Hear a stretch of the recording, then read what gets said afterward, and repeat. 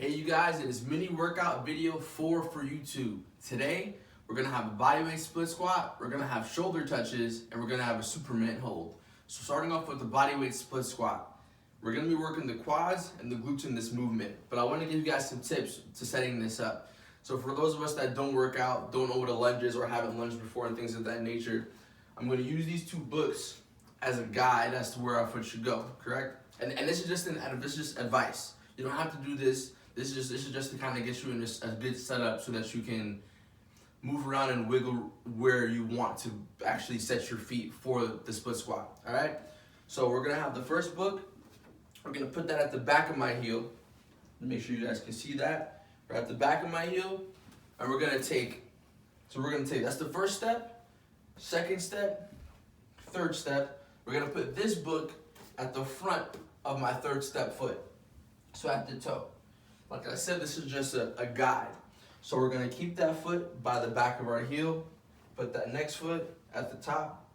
Actually, I don't like that. Let's take one more step. So like I said, we're at the third step, and we're gonna take one more step, so now we're at 4 steps. I'm not that tall, but I like to be kind of open on my split squats, right? So, my back foot, and now I'm here, my front foot. Now I do feel kind of wide, but this is somewhat comfortable. And like I said, if this is just a guide, you guys can come back a little bit, go a little bit further, especially for our taller people, whatever, it's on you. So now, in the split squat, we're working, like I said, the quads, so the front of the leg, and the glutes. Our goals, we're keeping the chest up, and we're just bending at the knee until we get down, touch the ground, come right back up.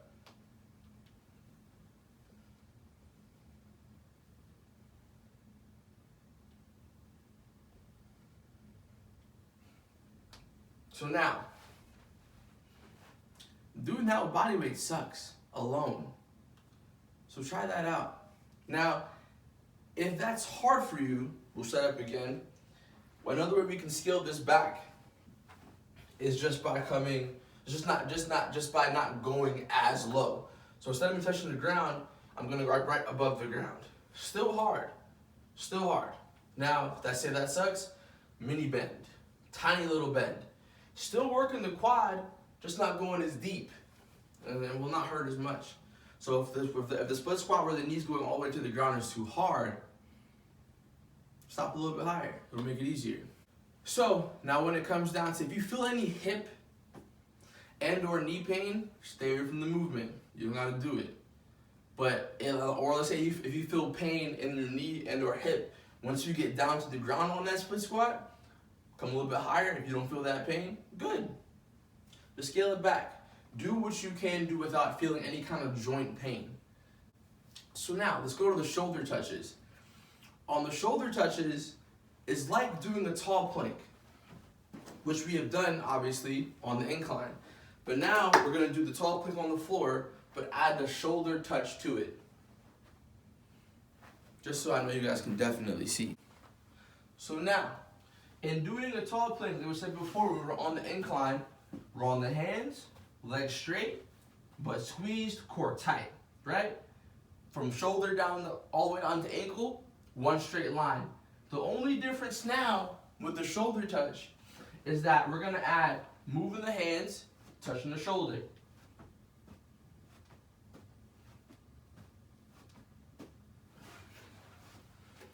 So now in doing that, we're still working the core for the most part. We're working the shoulder just a little bit because we have to rely on one arm to hold the body up. Now that is obviously difficult for us that don't work out. If that's too hard, bring back my trusty assistant. Same old concept.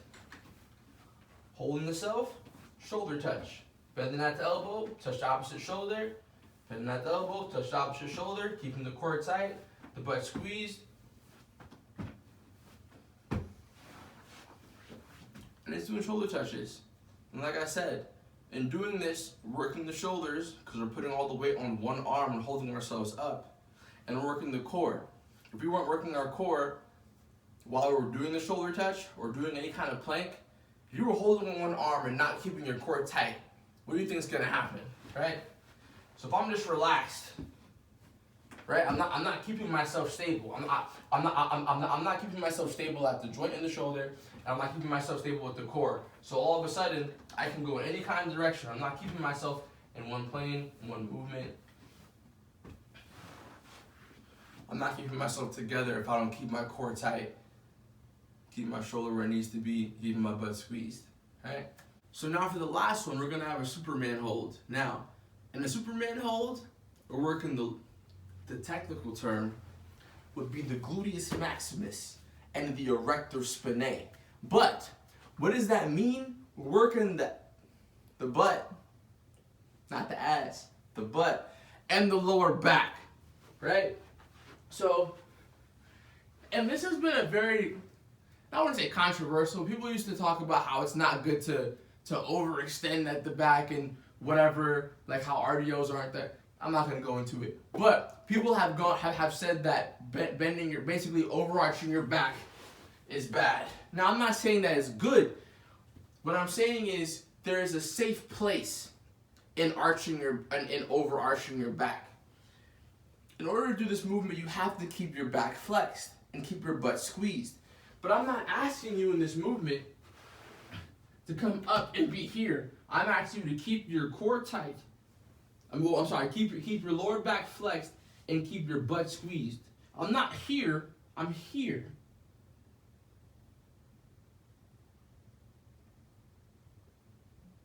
Want to make it harder? Straighten out the arms a little bit. When we move things away from the body, they become harder to lift or harder to hold. So, to make the movement harder, you can do Superman hold and just stretch your arms out. Add a weight maybe to the hands. I mean, I can probably add these books, and they'd probably make it more difficult in holding. Actually, from holding them here to putting them out here, I can feel an extra stress on my lower back. Now, making it easier wise, I would say the only thing you can probably do is instead of holding, doing them as reps. So how would that look? I'm on my stomach, coming up. Squeeze butt and lower back, come up, come down. Still working the erectors, the lower back, still working the glutes, just not having to hold. So it's less difficult. And obviously, as you guys can see, in doing that movement to set that up, you lie on your stomach, everything is flat. You're just bringing your upper body, upper chest, up, and bringing basically your knees and below up off the ground. And keeping the butt squeezed and the lower back flexed. Not overarching, just keeping the body straight.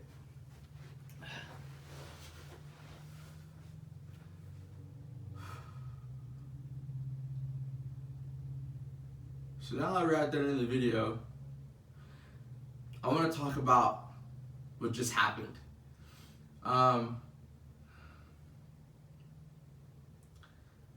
So, as you all know, this is the biggest thing on news right now. You know, Kobe and his daughter died, and a few other people, another coach and his family had died, pilot, on the helicopter that crashed. And it sucks.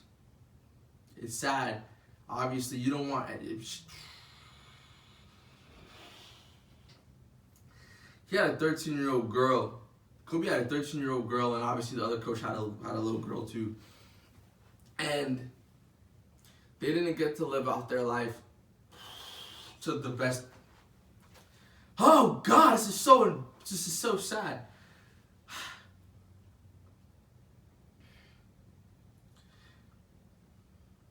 You know, it's gonna sound fucked up to say this, but the coach and Kobe and obviously the wife, they had more time than the little girls had. You know, they were young. They still had their whole life ahead of them. And not to say Kobe was 41, he still had another probably 20, 30, 40, 50 years left inside of him to do what he obviously was already doing, you know, impacting the world in a positive way and making the world a better place in his own way with his own power. But who knows what those little girls could have done? They didn't even pass high school yet. And it's just sad. It's heartbreaking. Everybody's so broken over the situation. Everybody's so sad that, you know, Kobe died, and everybody's just broken over it. Everybody's posting these memes about how like the shit that Kobe has said, and about all the impact, and about how he's gonna be missed. And I'm not saying you shouldn't be posting that. It's beautiful to basically make a memorabilia of your Instagram and your Twitters and your Facebook about how much you're gonna miss him, and about how much of an impact he made and how great of a person that he was. It's important and it's sweet to do that. That's real love, you know. Like, you guys, everybody obviously loved Kobe and appreciates him for the person that he was while he was still on this earth. But I also know that most likely the person that Kobe was, he'd probably want us all to celebrate and to do better. Kobe wasn't somebody that looked at life and was like, you know, I can try harder tomorrow. I can do better tomorrow. I can wait till next year to make my dreams come true. When Kobe got offered to join the Lakers, when Kobe got offered to join the Lakers out of high school, he took it because that was his opportunity to freaking shine. And he wasn't going to miss out on that opportunity. And every single one of you people out there, a lot of us people out there, we have these exact same opportunities and we don't take them. But we sit there and we get sad about someone who died, who would look at us in disgust if we ever in our lives would look at an opportunity that we wanted, that we said we asked for, and we just passed up on it. It's sad that a lot of us have to wait till somebody dies in order to start to work on something, or start to want to become something, or start to want to put more effort into something that we love and care about, start to want to be around our families more, just start to do better in general just because somebody died. It shouldn't take death for us to want to do and be better as people. But sometimes that's just what some people need in order to grow. They need to lose someone that they care about in order to realize that you really only have so much time on this earth. And if you watch my videos, if you watch them through, you probably notice that I talk about death a lot, because people don't really understand how much time you really have. In my last video, if you watched it, you saw that I said that you might go outside right now and get hit by a car, and that'd be your life. Last week in Suwannee on Buford, this woman was speeding, and apparently her car bounced off some wall. I don't know how she didn't die, by the grace of God, whoever her God is. I don't know how she didn't die, but 2 people died because of what happened with her car. And she survived, and they didn't.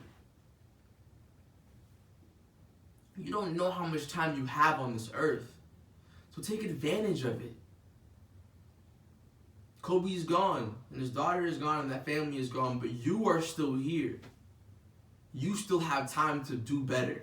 You still have time to make amends to the people that you love and care about. To go visit your grandma, your mom in the hospital, or whatever the case may be, the person that you have a grudge with.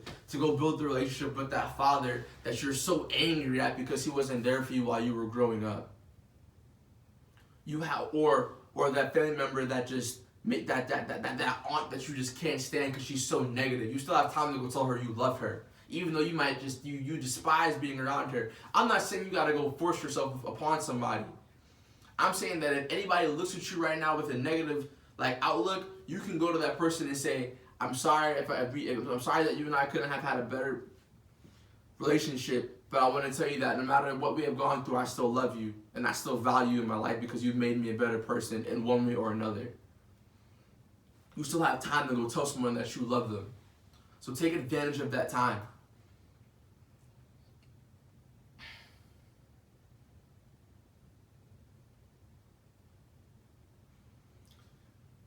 Do whatever you can to take advantage of that time.